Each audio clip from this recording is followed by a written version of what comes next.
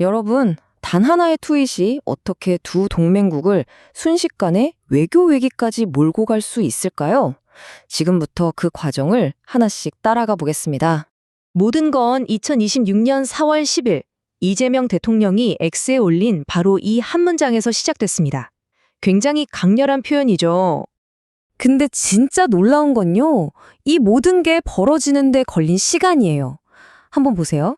트윗이 올라오고 딱 48시간 만에 우호 관계였던 두 나라가 공개적으로 서로를 비난하는 상황까지 가버린 겁니다.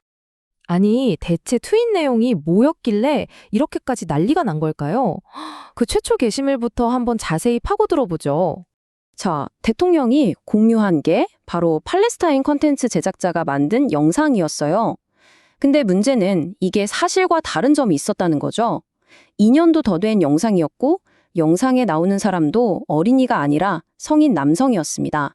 그리고 한 3시간쯤 뒤에 대통령이 시점이 틀렸다는 건 정정을 하긴 했어요. 하지만 여기서 멈추지 않았죠. 시신을 다루는 방식이 국제법 위반이라는 핵심 비판을 그대로 가져간 겁니다. 이게 사실상 불에 기름을 부은 격이 됐어요. 자, 그러자 이스라엘이 바로 반응을 보입니다. 그런데 그 반응 수위가 정말 상상 이상이었어요. 보통 동맹국끼리는 아시겠지만 우려한다 이 정도 표현을 쓰잖아요. 외교적인 언어죠. 근데 이스라엘은 규탄한다는 단어를 썼습니다. 이건요, 거의 적대국한테나 쓰는 굉장히 강한 표현이거든요. 이게 그냥 화가 나서 한 말이 아니었어요. 아주 치밀하게 계산된 3가지 전략적 의도가 숨어 있었죠. 첫째, 홀로코스트 비교는 절대 안 된다는 레드라인을 긋고, 둘째, 가짜 정보를 퍼뜨렸다며 메시지를 전한 대통령의 신뢰도를 공격하고, 마지막으로 왜 우리 민간인이 공격당할 땐 조용했냐며 이중잣대 프레임을 씌우려는 거였습니다. 자, 그럼 이제 가장 근본적인 질문이 남습니다. 이재명 대통령은 대체 왜 이런 외교적인 위험까지 감수하면서 이런 트윗을 올렸을까요? 진짜 의도가 뭐였을까요? 단순히 영상 하나 보고 욱해서 올린 건 아닐 거란 말이죠. 전문가들은 이 뒤에 훨씬 더 복잡한 계산이 숨어 있다고 봐요. 크게 한 3가지 정도로 추측해 볼 수 있는데요.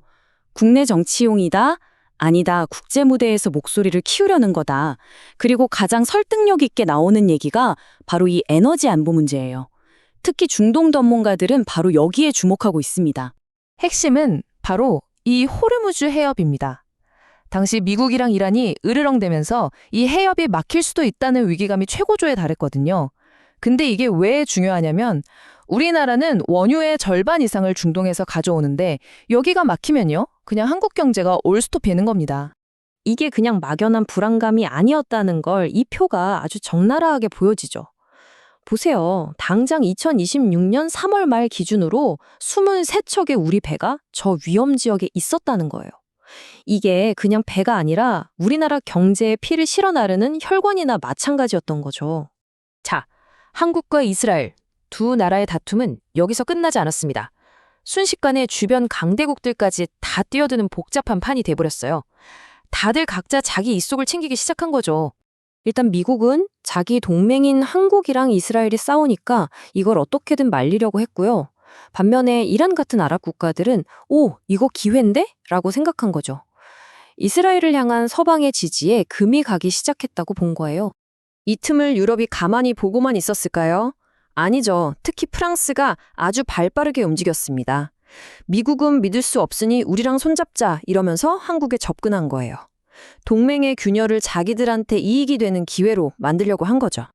자, 그런데요. 이 이야기에서 어쩌면 가장 흥미로운 부분은 지금부터입니다.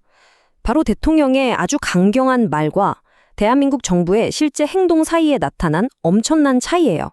SNS에서는 이렇게 이스라엘의 비판에 실망스럽다고 받아치면서 조금도 물러설 생각이 없다는 걸 확실히 보여줬거든요. 그런데 말이죠. 이렇게 강경했던 태도가 무색하게 불과 이틀 뒤에 열린 UN 표결에서는 완전히 180도 다른 모습을 보여줍니다. 이스라엘을 규탄하는 결의안에 기권표를 던졌어요. 누구랑 똑같이요? 바로 미국이랑 똑같이요. 이런 걸 외교가에서는 투트랙 외교라고 불러요. 말 그대로 길이 2개인 거죠. 밖으로는 국민들을 향해서 명분과 가치를 외치고 실제 외교 무대에서는 철저하게 현실적인 이익을 따르는 겁니다. 메시지를 듣는 대상에 따라 말을 다르게 하는 거죠. 결국 이 사건은 우리한테 몇 가지를 분명하게 보여줍니다. 첫째, 이제 대통령의 SNS가 곧 외교 무대다. 둘째, 겉으로 보이는 강한 말 뒤에는 늘 현실적인 계산이 깔려 있다. 그리고 마지막으로 국제 관계라는 게 얼마나 복잡하게 얽혀 있는지를 말이죠. 그래서 마지막으로 이런 질문을 던지게 되는 것 같습니다. 한 나라의 지도자가 트윗을 올릴 때 그가 진짜 말을 걸고 있는 상대는 과연 누구일까요? 지지를 원하는 국민일까요? 메시지를 전달하고픈 동맹국이나 경쟁국일까요?